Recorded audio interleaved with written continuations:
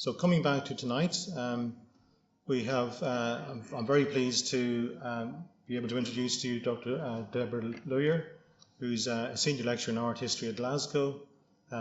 She specialises in 20th century German art and in the intersection of art and theology.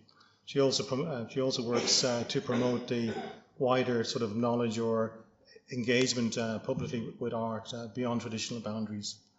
I had the pleasure of attending a 2-day residential course over in the Gladstone Library last year in Hawarden, a gift from my lovely wife Anita. And she, the 2 days was very enlightening, very reflective 2 days about death and dying and illness. And I was very, very pleased to have the opportunity to invite her to speak to us. So I know some of what's coming, and I hope you have a similar experience to what I had. Debbie.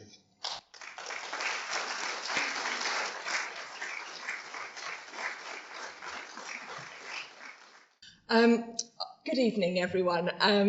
It's an absolute delight to be here. And there he is. Pat, thank you so much for inviting me. It was a pleasure to meet you back then at Gladstone's Library, and now to have the opportunity to come here and share with you some visual art, looking in particular at themes in the history of art of death, illness, dying.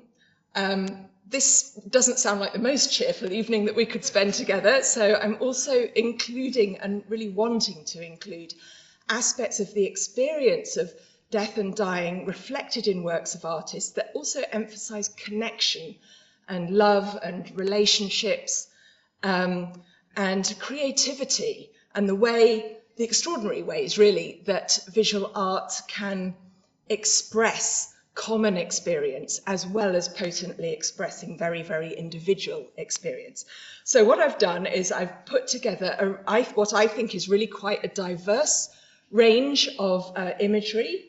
The majority of it comes from the Western tradition, and it's important to acknowledge that we're focusing primarily on the Western tradition in what I'm going to show you. There's quite a lot of art from German or Germanic contexts, and that's because that's the field of my expertise. But I've also got just a real mixture of things that I hope will help us to open up this rich theme. I'll go fairly swiftly through them because I just have a great deal to show you, and I hope that you find it engaging and interesting. And I'm very happy to take any questions or comments at the end. I'll aim to finish with just a little bit of time for that. So, thinking about life and death, illness, dying, love and loss. These are, of course, experiences that we all have as human beings. You work much more closely with these kinds of experiences than I do as an art historian.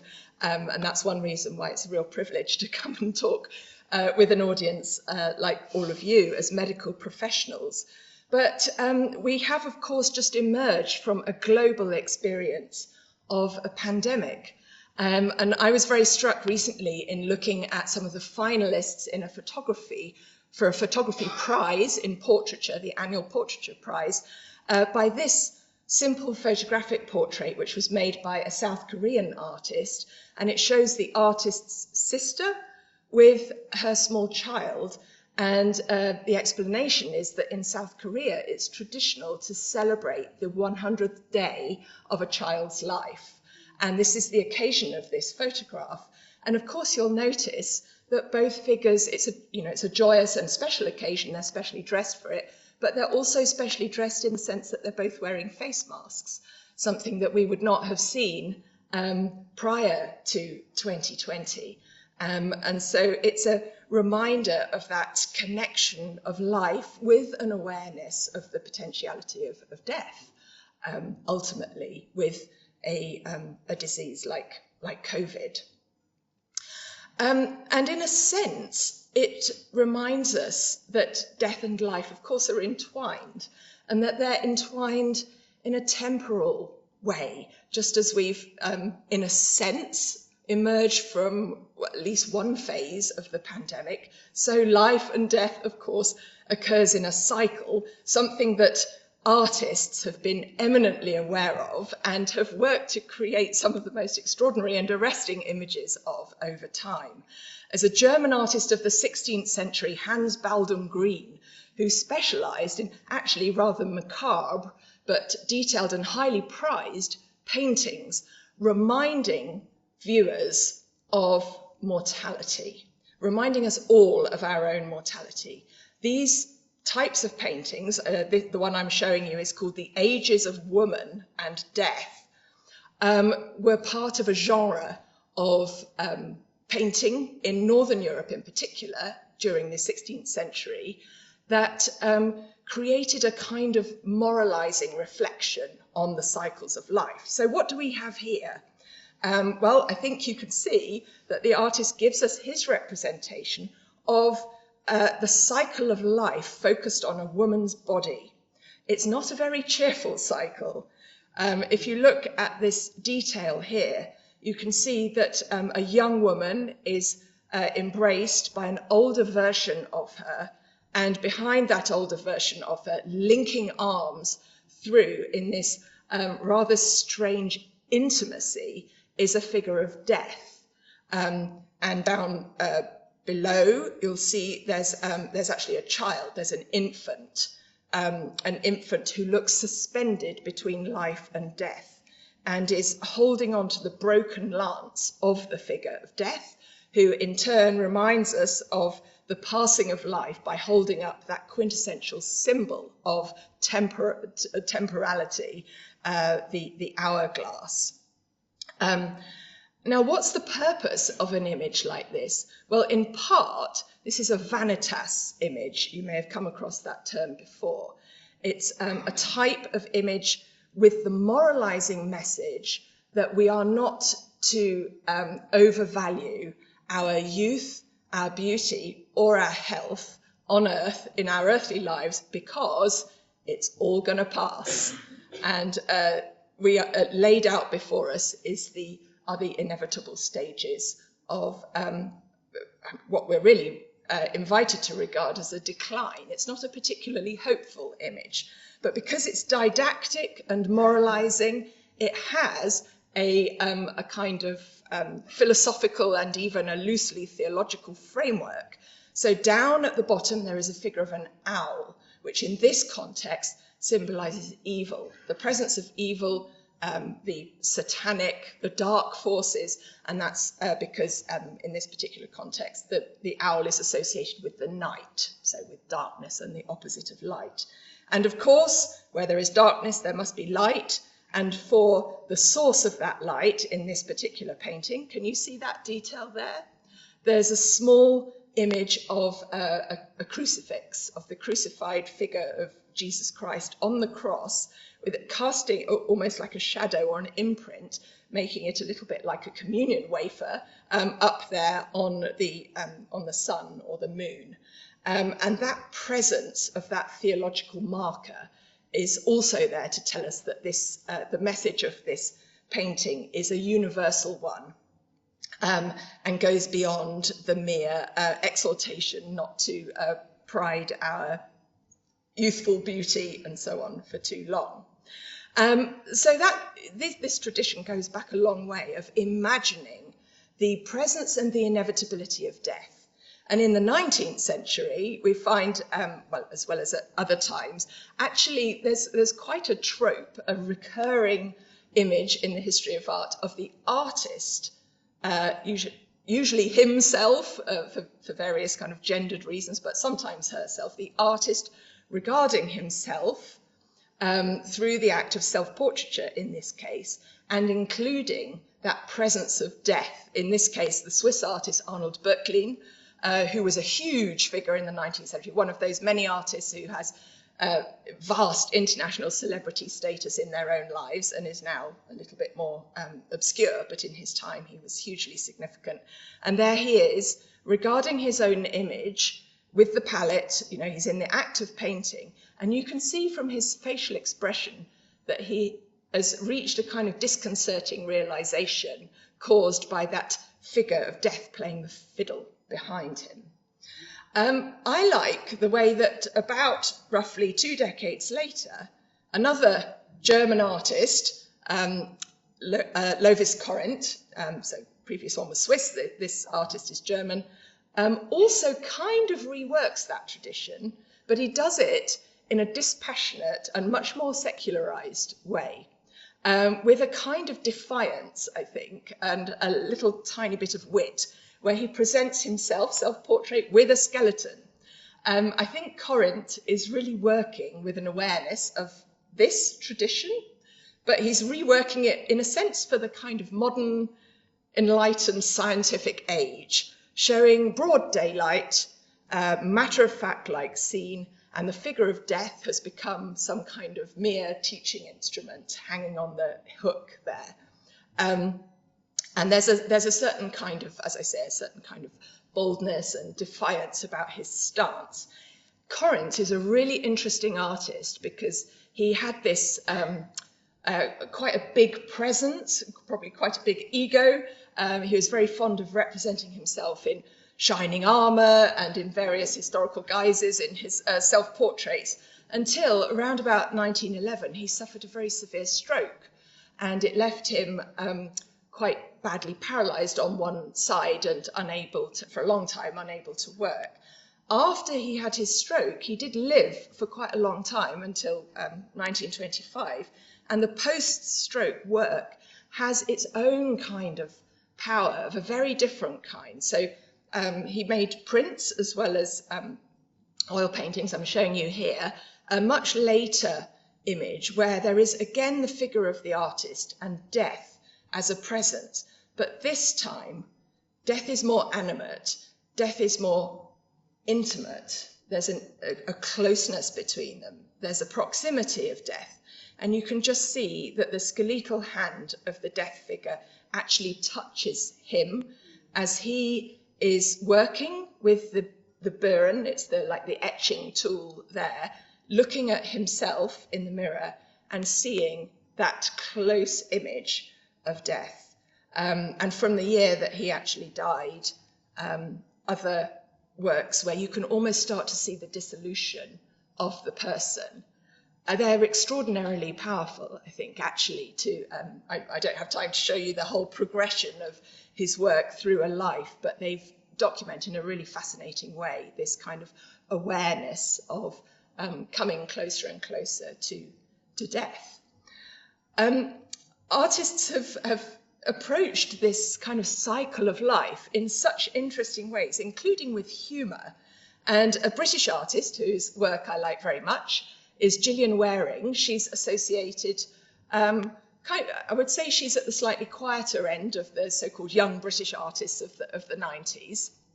And in 2015, she made a work which hangs now in the Guggenheim collection in New York, and it's called Rock and Roll 70. I like it very much because what we see in this work is 3 panels. On the left is an image of the artist. In the centre is also an image of the artist, and on the right there's a blank space. If I show you the captions to each of these panels, you'll be able to see a little bit more what's going on here. So there is a tiny little, I don't know if you can see, just a tiny little text caption at the bottom. Beneath the left-hand image, it says, "Me at 50, 2015. So that's a photograph of Gillian Waring, the artist, aged 50, as she was in 2015. Next to her is a photograph under which it says, "Me progressed to 70, 2015. And what she's done there is actually enlisted the help of some expert makeup artists who know about aging people artificially, and they've made her up to look 70. And I love the fact that she's put on a t-shirt that says "rock and roll till I die." And it's like a kind of projection into the future of, in a sense, of herself aged 70.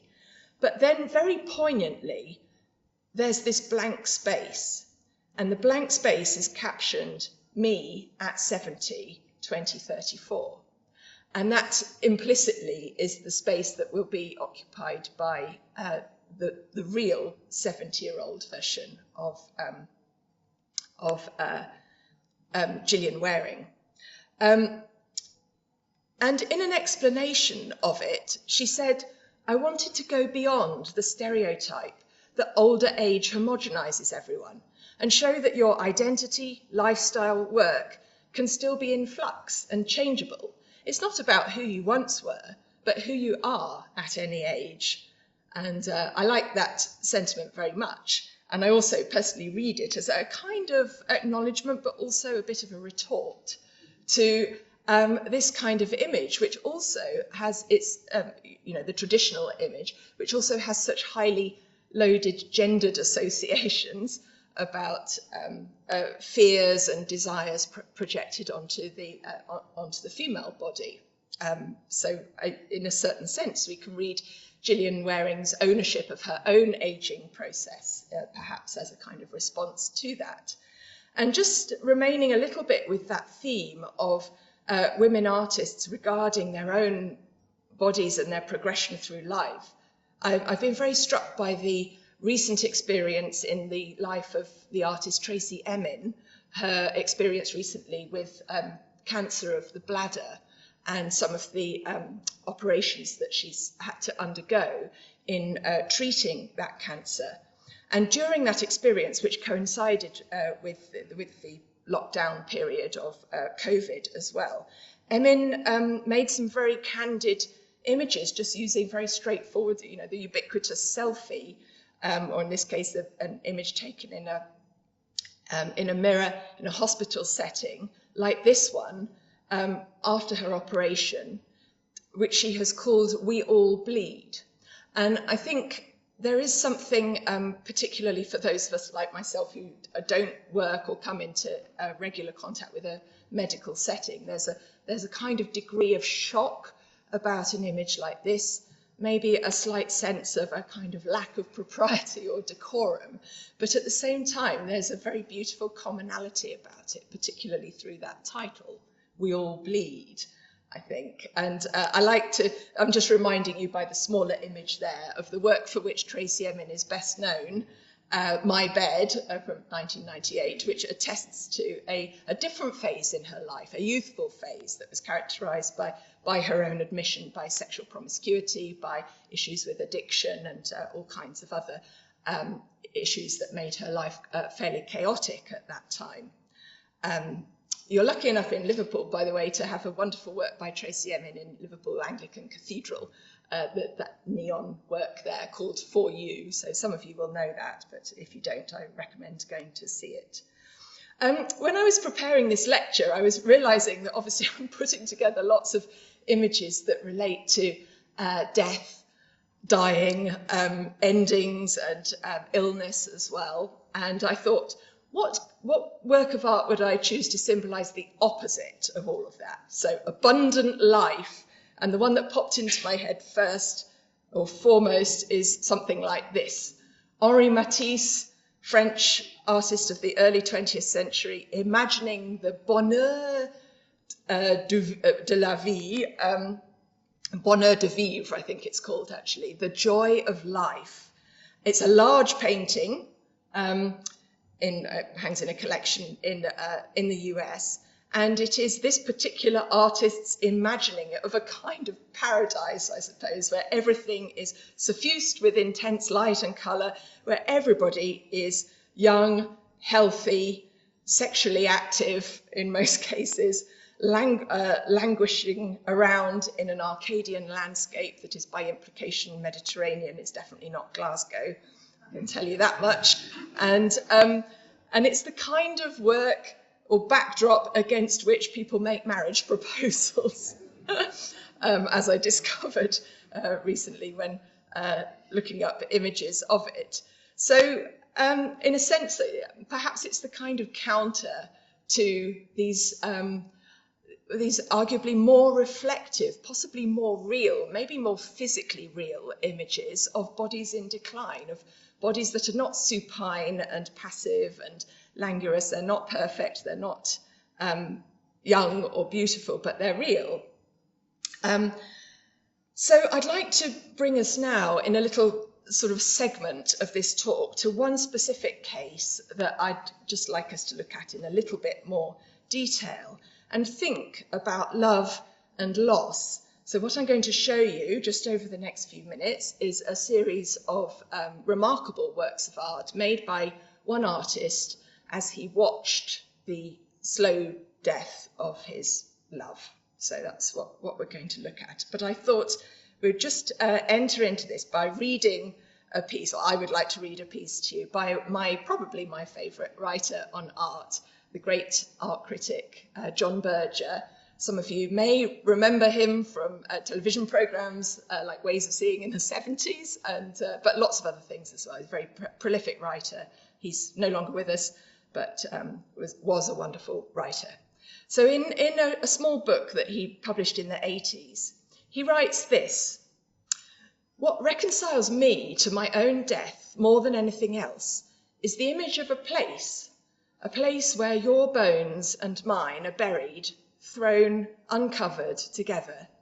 They're strewn there pell-mell. One of your ribs leans against my skull.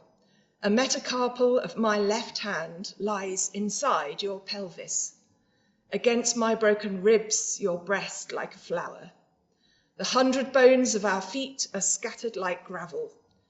It's strange that this image of our proximity, concerning as it does mere phosphate of calcium, should bestow a sense of peace. Yet it does. With you, I can imagine a place where to be phosphate of calcium is enough."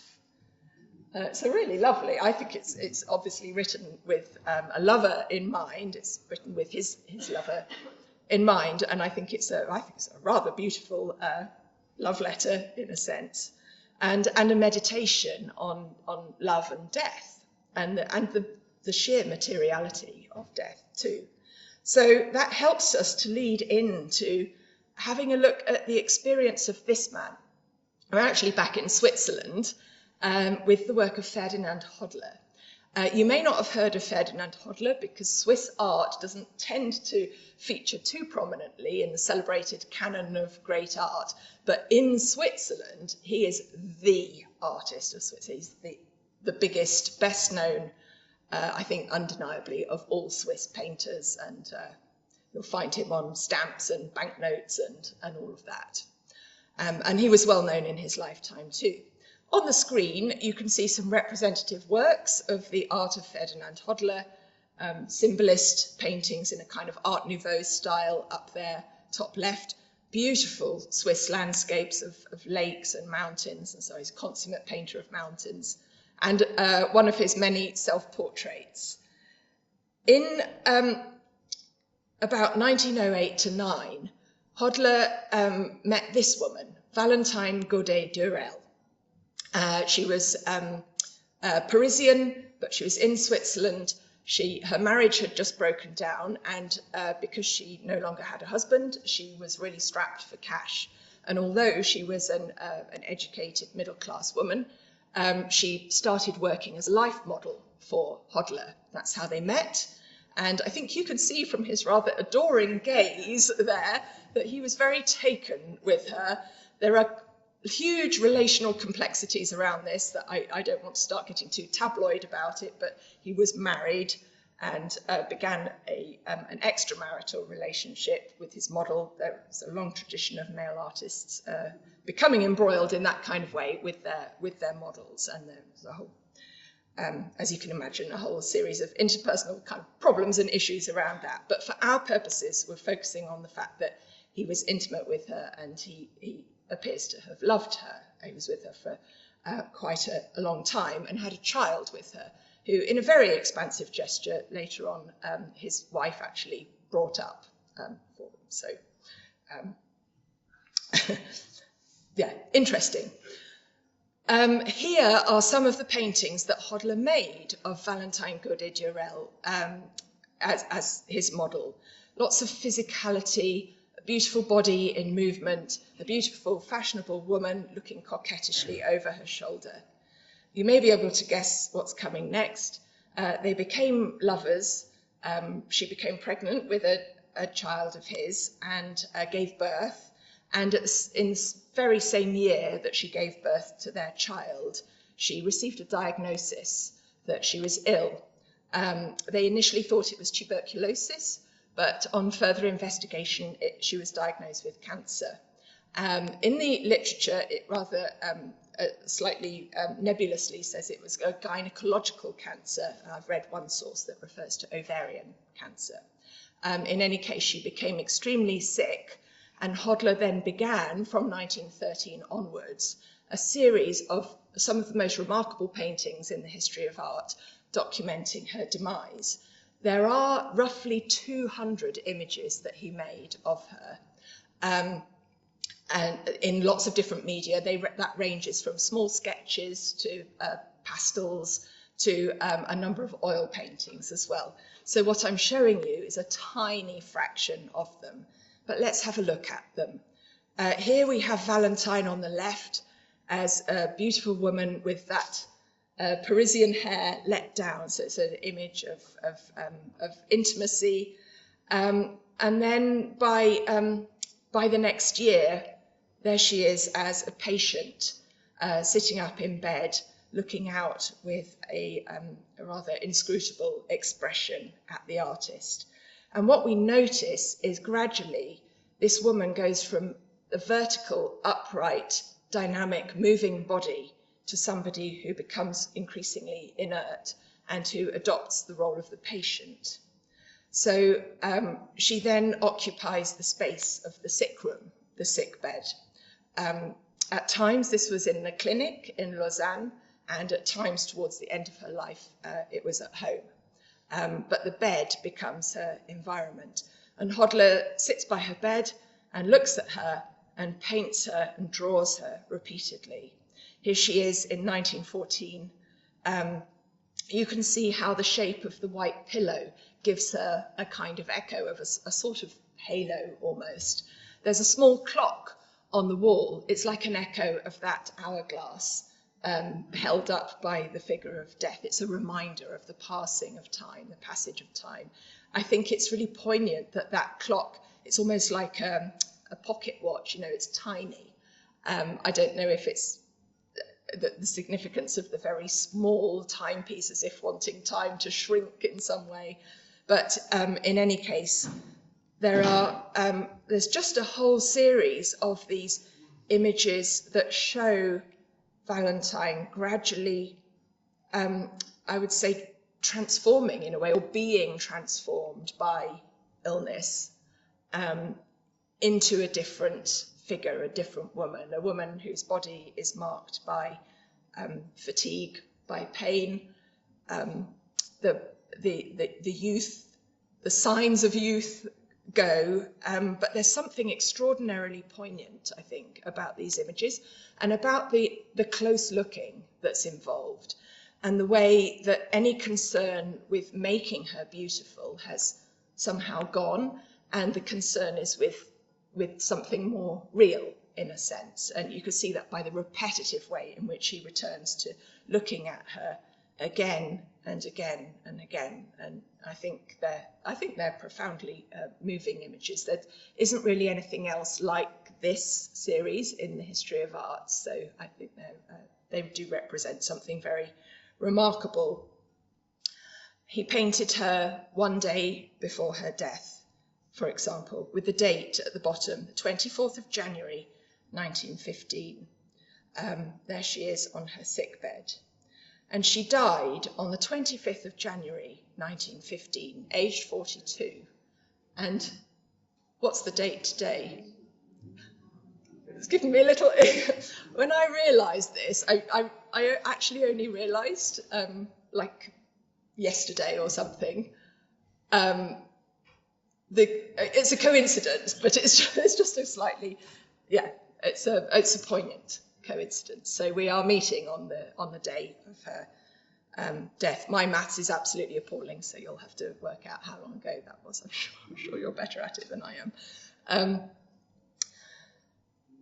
And he painted her after death as well. So he sat with her body, and we know that she's no longer alive because she's no longer ensconced in the bedclothes. She's been dressed. She has her patent shoes on. The body is laid out, and he stays with the body and looks at it and paints it several times like this. I'm really struck looking at these paintings by lots of things, including the sense that I have that there's a little bit of kind of almost like X-ray vision going on. I don't know if you can see that around the kind of pelvic area. Almost, it's ostensibly an image of her clothing, but there seems to be some kind of profound seeing of bones, I think, somehow through the clothing there. He actually kept a notebook, as well as making sketches and so on, and wrote in his notebook at the time of Valentine's death the following: death, permanent immobility, the absolute immobility of language, the permanent absence of the phenomenon of life. All this makes such a strong impression because the onlooker is aware that he and all others must go the same way. All must go the same way. We should not forget that what we have in common is greater than what divides us. Death is concerned with absolute unity.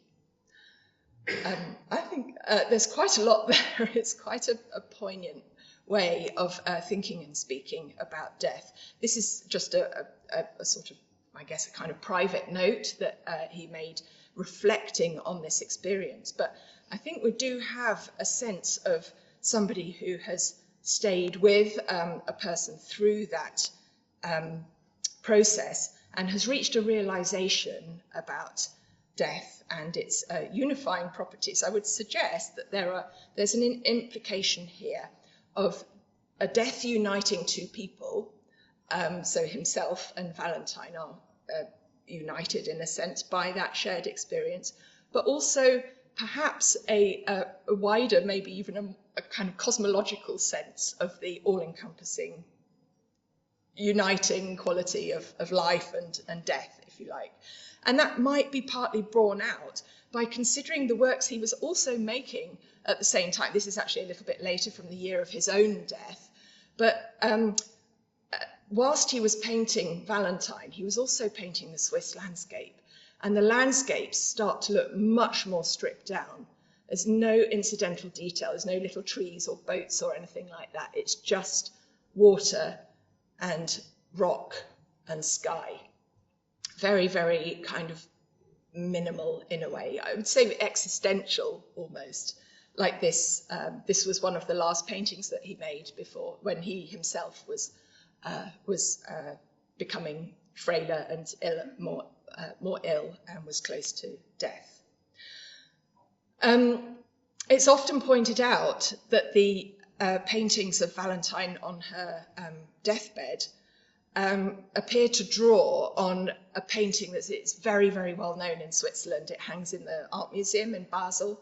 It's the painting by Hans Holbein the Younger, of 16th century painting from the bottom of an altarpiece of the body of the dead Christ in the tomb. It's one of the most remarkable images of any dead body, let alone the dead body of Christ between crucifixion and resurrection in visual tradition.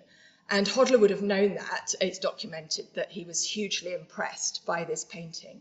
So in a sense, he is also uniting, with that theme of absolute unity. He's uniting through a kind of reference within art historical tradition and his own act as a painter, the specific death of Valentine with the greater, sort of more symbolic death of Christ, if you like. And that leads us on really to consider just briefly, I've just got a couple of examples of considering the ways in which images of death almost inevitably recall, in an art historical sense, this kind of primal image of a dead body, which is that of Jesus taken down from the cross, particularly in the category of works of art known as the pietà, meaning pity or lamentation in Italian. which refers usually to the body of Christ taken down from the cross and lying in the lap of his mother. So again, with this insistent relationality. This work by Roger van der Weyden from the 15th century is particularly potent in terms of how it expresses relationality. If you look at the figures, they're all weeping. There's John, the disciple who Jesus loved, is supporting Mary, who cradles her son. There's Mary Magdalene with her jar of ointment there as well, and they're sort of locked together in the process of grieving over this body. This is a traditional image, of course, and a potent one in the history of Christianity and in the history of art. And it's one that a very interesting photographer in Sweden in the 1990s drew on when she made a series of photographs and she called the whole series Ecce Homo, which is a term that comes from a category of work of art that in turn comes from the words spoken by Pontius Pilate as related in the Gospels of the New Testament, where he says, "See the man, behold the man." It's when Jesus is brought out before his crucifixion. So that's just to explain the title of the series. But the title of the series, Ecce Homo, is also a play on words because it refers to homosexuality. And Elizabeth Olsen-Walling is a member of the LGBT community, so she's a lesbian, who in the 90s was very concerned about the exclusion of LGBT people from all kinds of areas of life, particularly from religious life. So what she did was she got together various members of the LGBT community in Stockholm, and they staged a series of really quite beautiful and sometimes quite shocking and confrontational photographs relating various biblical and New Testament scenes from the life of Christ. So there's a baptism one, for example. But this one is one that I think is most striking. She called it Pietà, and what you see here is a man who is in the advanced stages of dying of AIDS. And of course, in the 1990s, there was a different culture around AIDS, medically and culturally and politically, than there is now. And he is being cradled here by a woman figure who is dressed, I think, rather brilliantly in something that hovers between a surgical gown and, of course, the royal blue robe of Mary. And she is, in fact, a transgender, sort of cross-dressing drag queen from Stockholm's kind of gay quarter, from one of the bars. She's a barmaid, who Wallen has brought in and cast as the figure of Mary, holding the body that so resembles the dead body of Jesus. Now, it's probably easy for you to see and understand that this was a hugely provocative gesture, and it's meant to be. And it did cause outrage. It caused a huge furore because in Sweden at that time, there was a very, very enlightened, very liberal archbishop. He was the Archbishop of Uppsala, and he became aware of this series and thought, this is fantastic. What we should do is show these in the cathedral, and it'll send a really great message that everybody is welcome and everyone is, this is a space for everyone, and he wanted to engage with the themes of humanity and love and loss and life and death. So he did it, and of course, the proverbial hit the fan, and there was a huge furore, and particularly from the Vatican and other sources, and it unfolded into an unedifying spat. But for me, looking at an image like this, it's a profound, I think it's a profoundly moving image of humanity and of that kind of unifying universality of death as a kind of shared experience, I guess, in all kinds of different ways. And lots of connections there between the present and the past, between the secular and the sacred, between the living and the dead, the healthy and the ill, and a body in pain. It's also known that the man who posed for the photograph here actually died very shortly afterwards, just a couple of days later. I could show you a huge number of images relating to death in war. I'm not going to do that. I just want to show you the work of one artist who deals, I think, more spectacularly than anybody else with the aftermath of war and the loss that war entails. And she is Käthe Kollwitz, the German artist. Some of you may know her work. If you don't, I highly recommend it. She's an extraordinary artist with a very long and varied career. She was very significant in the art world in Germany at that time. She was a socialist and had a deep concern for social justice and for inequality and people who lived in poverty and so on. And when the war in Germany was over, Germany was defeated, there was a terrible human loss of life, of course. Kollwitz herself had lost her own beloved son, her only son. Peter was killed at the age of 18 in the first year of the war. It's a shock that she never got over. And in response to this, she actually changed the print medium that she habitually used. She used to make etchings and especially lithographs, but she felt that to do justice to the grief of the aftermath of war, she needed to use the woodcut, which is the starkest print medium. It involves cutting into wood and printing in a very stark kind of monochrome way. This is from a series that she made in 1920 to 21. This is a widow, I think very poignant, of a single figure who is alone in bereavement, in grief. And what I find very moving about this is the way that the figure seems to almost embrace herself, but is also embracing a void. You know, you're very aware of of something missing there.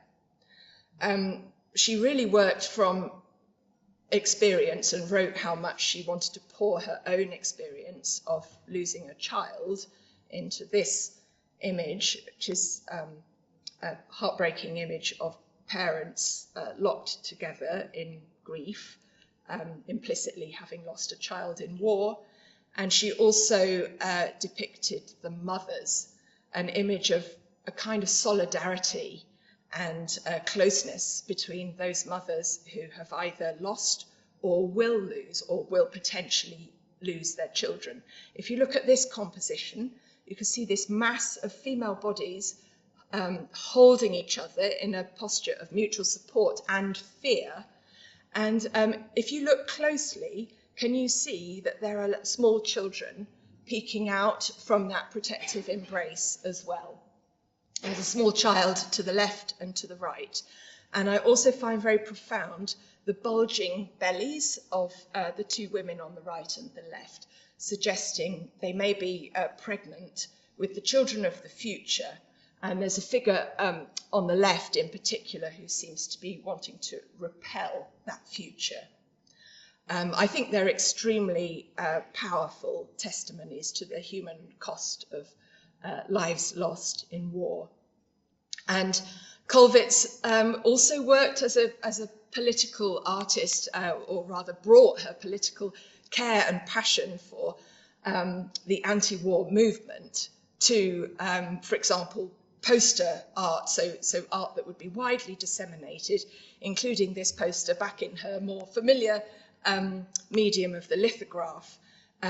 This is a figure who looks like, the figure appears to be possibly a little bit malnourished, has been through a tough time, and is swearing an oath. That's the gesture for the swearing of an oath there, with hand on heart, and the oath is never again war. So it's a kind of consummate anti-war image, made in 1924, which is the 10-year anniversary of the outbreak of the war of 1914 to 18. And it was a really dangerous year in Germany when the commemorations around the 10-year anniversary of war became an occasion actually for some sort of more right-wing militaristic factions in Germany to start saber-rattling again. And so that, you know, the pacifist movement was also very involved in urging that war must never again come. We know enough about history, European history and German history, to know that war, of course, did come again. And we have war memorials all around us to remind us of that. I'm not going to talk much about this work, just to show it to you, as I think one of the most wonderful and extraordinary works of contemporary art in a war memorial context by Alison Watt. It's called Still, and it's installed in one of the most beautiful churches in Edinburgh, Old St Paul's. And there's a lot going on in that image. If you think about the title, how clever that is. It refers to stillness, but it also, I think it also refers to time, you know, back with temporality, that we maybe still remember, or that we still need to be aware of war and what it can mean. And of course, we're living right now in a time when people not far away from us are experiencing war and death on a mass scale. Dust to dust. This is just a little section that I wanted to include where I just found myself slightly meditating on dust and material. I was thinking about Lucian Freud, who's a wonderful British painter who I'm sure whose work some of you will know and have seen. He created what seems to be just a kind of painting of two women of different ages together there in typical laconic style. He's titled it Large Interior W9 with the postcode. But I thought about what strikes me is this presence of this strange pestle and mortar beneath the chair of the older woman. Can you see that? So we've got a young woman with her breasts exposed, in a sense standing in for that young figure that we often see in those traditional images of the cycle of life. And then we have the older figure. And I think that Lucian Freud is also playing a little bit with the kind of tradition that I've already shown you in the work of Baldwin Green, by including an intimation of death, perhaps, you know, the dust from which we all come and to which we all go. And it relates a little bit to works like this by another extraordinary London-based painter, Frank Auerbach, who makes really, or has made in his career, really remarkable self-portraits where the scrutiny, the self-scrutiny, becomes almost like a process of archaeology. Can you see the layering there? The way that Auerbach made these self-portraits is using charcoal and an eraser, like a putty rubber, but working again and again and again and again on the surface with such kind of layered repetitiveness that the surface becomes worn away and has to be repaired. Can you see that in the image? And there's something here, for me at least, about a sense of kind of presence and absence, or of imprinting a kind of presence of the artist on the surface, and yet removing it as well. There's a kind of play between light and dark and life and death, if you like. And of course it involves carbon. It involves burnt wood. That's what charcoal is.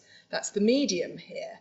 And I like very much to juxtapose it with a very clever work, well, at least I think it is, by the conceptual artist Mark Quinn, who has made a whole series of quite prominent works, including for the fourth plinth on Trafalgar Square and so on. But this is a work by him that I enjoy very much because it's called At Last, I'm Perfect. And you can see it's a photograph of a tiny, tiny little synthetic diamond. And apparently it's a little yellow diamond that he had made with some carbon taken from his own body. Now, I don't know how you do that. I don't know how you take carbon from your own body. Maybe you know. Artists sometimes exert artistic license, but the concept is so appealing to me, this sense of a real body from which some essence is taken, and then an absurd process to create something useless, beautiful but useless, like a tiny little diamond, that comes to stand for a perfection that is impossible and absurd in any case. And I like to put the two of these together to consider that image of imperfection with an image of a kind of laconic or absurd image of perfection. Now, I think I'm going to very briefly skim over just this little last section because I want to get to the end. I was going to talk a little bit about photography and this photograph of a man condemned to death, a man who will die. I'm just going to skim over that slightly just so that we get to my conclusion to our talk, because I don't want us to be late for food, heaven forbid. And we might as well just have a brief pause with Her Majesty Queen Elizabeth, because, of course, this is a very prominent figure who has recently died. And it's just a photograph that I find very striking of her, that was taken when the artist, Chris Levine, was asked to use his unusual lighting technique to take a portrait of the Queen. And what happened was he was trying to capture the Queen as the Queen usually poses for portraits. Because he uses this really strong lighting, it's part of his artistic method. At one point, the Queen became quite tired of the strong light, and she closed her eyes to rest from the bright light. And that's when he captured this photograph. And I think if this were a photograph of any other woman, it would be less remarkable, but it's something to do with the fact that it's this woman, and it's this woman in her public guise with the crown jewels on and the fur, in a staged portrait. But we see her in a moment that I find both uncanny and also very humane. It's a moment of weariness, perhaps, tiredness, a moment of sleep. But also there's an intimation perhaps of death about it as well, or the passing of a life. And it brings us really to just the last couple of works that I want to show you, and thinking about the end of life, artists considering their own end of life, and viewers of artworks considering their own end of life. This is the Latin phrase nunc dimittis, which means now I am dismissed, or now I can depart, which relates to the story of Simeon in the New Testament, who sees the infant Jesus and is then able to depart. I wanted to finish more or less with Rembrandt, one of the greatest painters of the human condition in the history of art. I could have shown you his anatomy lesson, but I was nervous about talking about anatomy in front of a room full of medics. So instead, I'm just showing you his last self-portrait at the age of 63, before he died. I think it's very poignant and interesting that in that last year of his life, he's led a very eventful life that ended up quite impoverished and with a lot of sadness in his life and ill health and so on. That at the same time that he was painting this final self-portrait in 1669, he was also working on a painting that he never finished, because this was literally his last ever painting, which was of the elderly figure of Simeon in one of the gospel stories, the man who emits that phrase that has become known in music and in liturgy as the nunc dimittis. And there he is, holding new life and declaring that now that he has seen new life, he can go. So in a sense, we're back again with that cycle of life. And my last slide, just before I do something else at the end, is to show you a wonderful initiative in the Netherlands, in Amsterdam, where there is a charity that specifically exists to help people who are in the last stages of life to fulfill some kind of wish or ambition, something that will be life-giving for them when they're very close to death. So it's working with hospice patients. And this particular hospice patient really wanted to see the big Rembrandt exhibition that was on at the Rijksmuseum in 2015, and the charity made it possible. There was at least one other patient who had asked for the same thing, and here we have a photograph that I think is very poignant as well, of somebody facing the end of their own life and looking at this old artist scrutinising himself close to the end of life. So my actual ending to this talk is I wanted to read you a passage from a wonderful writer called Olivia Laing, a book that she wrote, which is a meditation on loneliness, but also turns into a meditation on art and all kinds of things. And I will read to you what she has said, and I'll show you some of the works that we've looked at. So Olivia Laing writes, "People make things, make art, or things that are akin to art, as a way of expressing their need for contact, or their fear of it. People make objects as a way of coming to terms with shame, with grief. People make objects to strip themselves down, to survey their scars.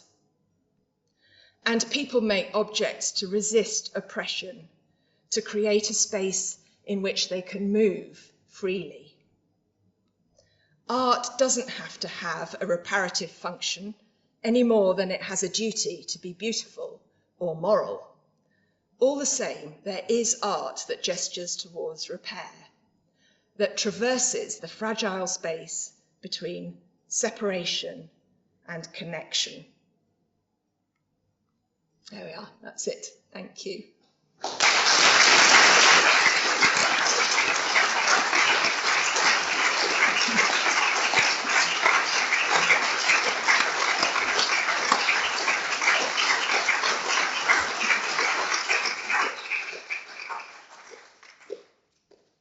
Thank you, Debbie. That was hugely fascinating. We do have some time for questions and answers, and we have a roving mic to facilitate that. So if you'd like to ask a question, please put your hand up. Yes.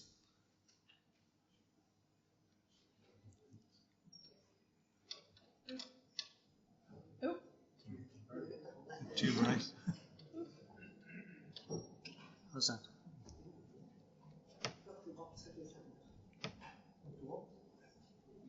You might be speechless.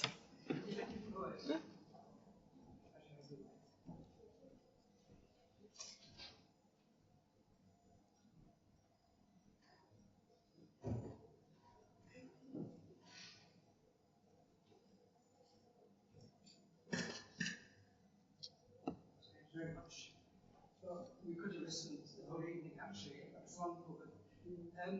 Now, am I correct in thinking the artist Berkeley is known to me from this painting, The Eye of the Dead? Yes. Which has got this figure of death. Now, did he paint this many times over? Yes, he did. What's your, how would you read that? Oh, that's a very, I wish I had an image of it. Yeah,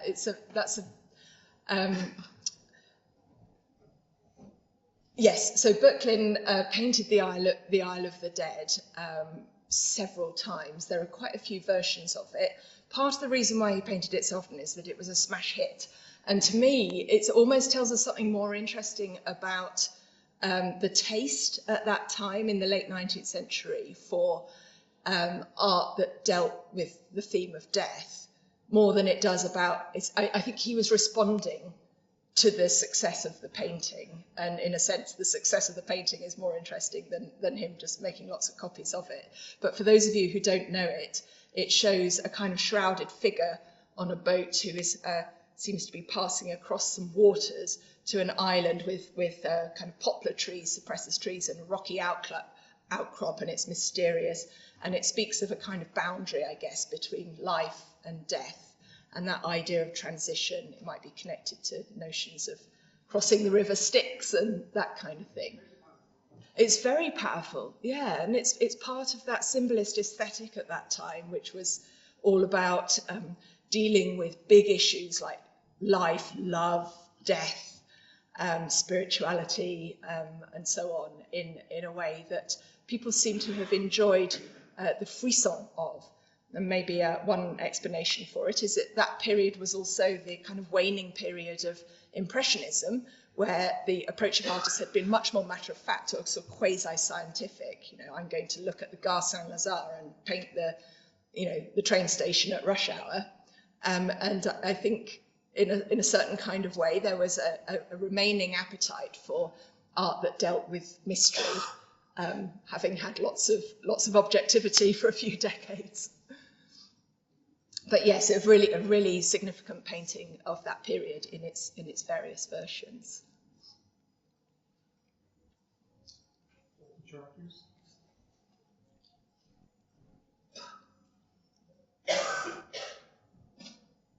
Thanks for that. You concentrated on the idea of death being progression and inevitable. But I think for a lot of us, the audience here, I think we're also very impressed with the unpredictability of life.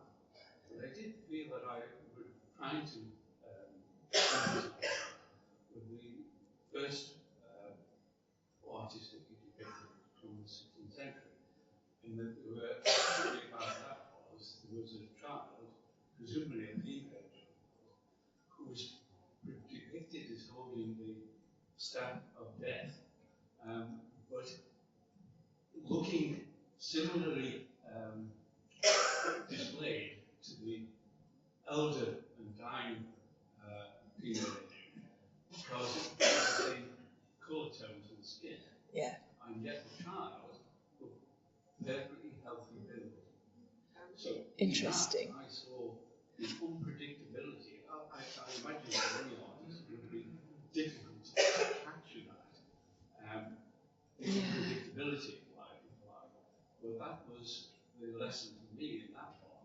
Yeah. That the child looked very well in terms of building anatomy, but would that child ever get to be the adolescent, attractive female? Yeah. Yes, absolutely. I think thank you. That's a wonderful comment on that painting, and it's so interesting as well to have a comment like that from yourself in this context as well. And absolutely, I agree, and particularly with that point about the skin tone. And actually, of course, we have to bear in mind that in the 16th century, the survival rate for infants would have been minuscule compared to today. And death was a much more common experience.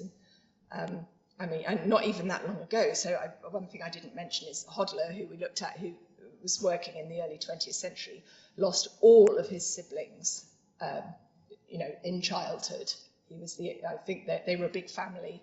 He lost his parents and all of his siblings. They just died of various illnesses and natural causes and so on. And so you read this baby as both healthy and sickly. Is that? Well, healthy and holding on to the staff of the figure of death. Yes. Yeah. Interesting.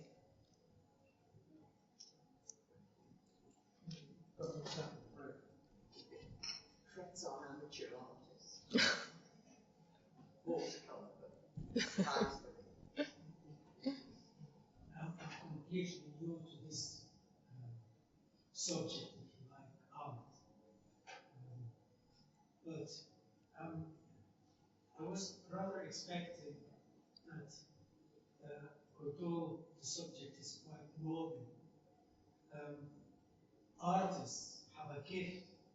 Since I learned how to do some art, artists have a gift to actually make old things are really beautiful.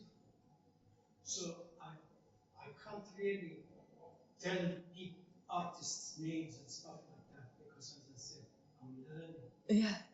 And I'm pretty certain that there are artists who made not necessarily death is beautiful, but aging is beautiful. There are some beautiful old people with kind faces, etc. Yeah. Trees, when they are dying, or the leaves are dying, can be made the most beautiful paintings. The second point I'd like to make, I would like to have seen some of them personally.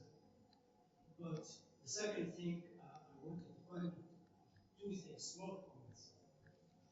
One is that the owl dimension is actually represented the night and so on and so forth.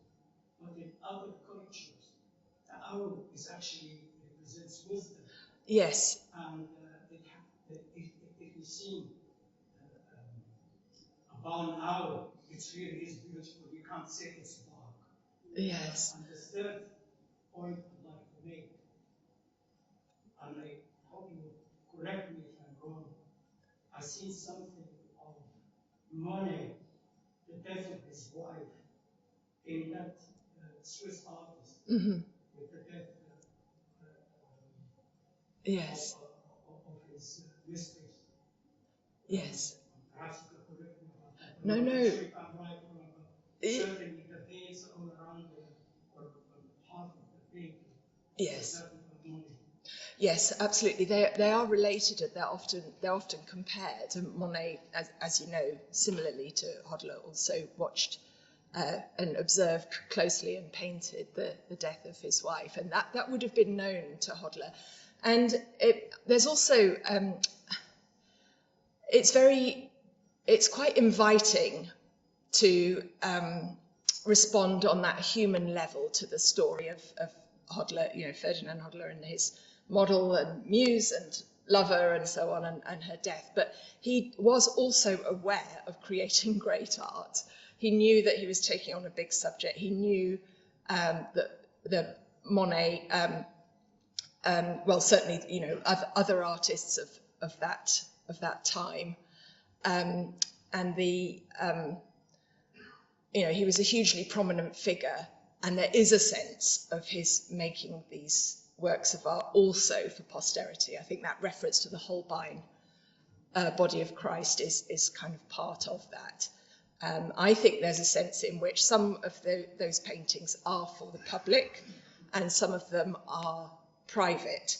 And actually he made notations on some of his sketches, some of the more private, intimate ones, and he wrote the abbreviation PAV on them, which I think is like pas à vendre, so it basically means not for sale, and it's an annotation that he would use on anything that was private, so any sketch that he made that was for himself.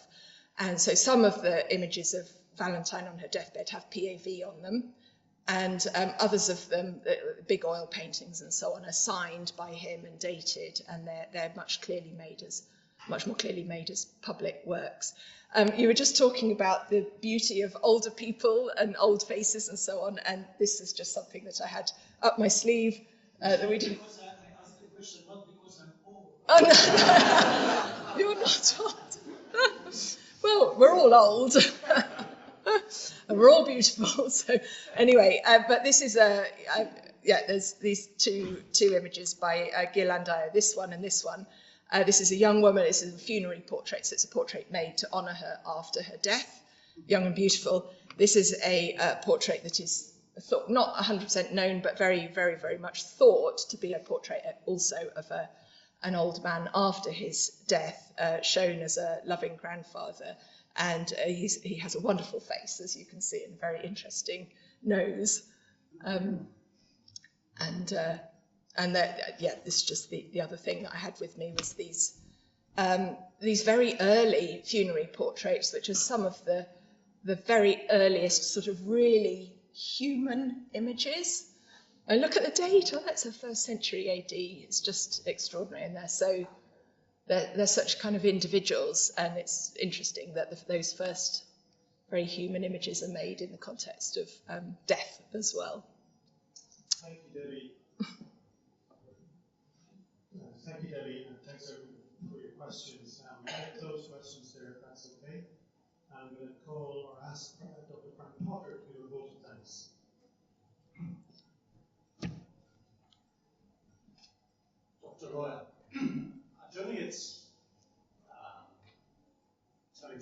a school to say that when the committee meet to decide what the talks are going to be the following year, there's often a great examination of the fingernails. Not so this year. When we had that meeting, Pat said, we need to get Dr. Debbie Lewer to come and talk to us about paintings about death. And I think someone may even have the temerity to say, is that worthy of, professional development points? Well, I think we can answer that. It's a fantastic talk. Oh, thank you. You're quite right, I've never heard of that Swiss painting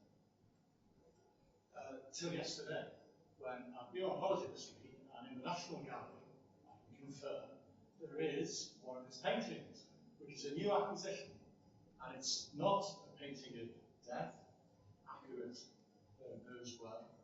It's one of his landscapes, and it's in the room with the other impressionists. And I have to say, it's the brightest painting I've ever seen in my life. It leaps up the canvas. Yeah.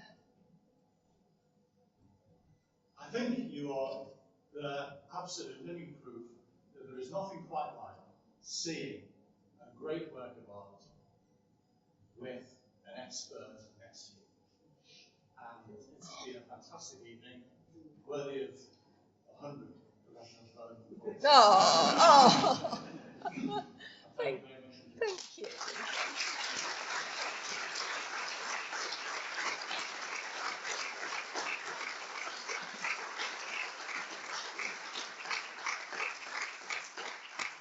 Thank you, Debbie. I've done a rough head count. I think there's about 70 people here. So if you have booth with Debbie, you definitely gave it for. If you haven't, we probably come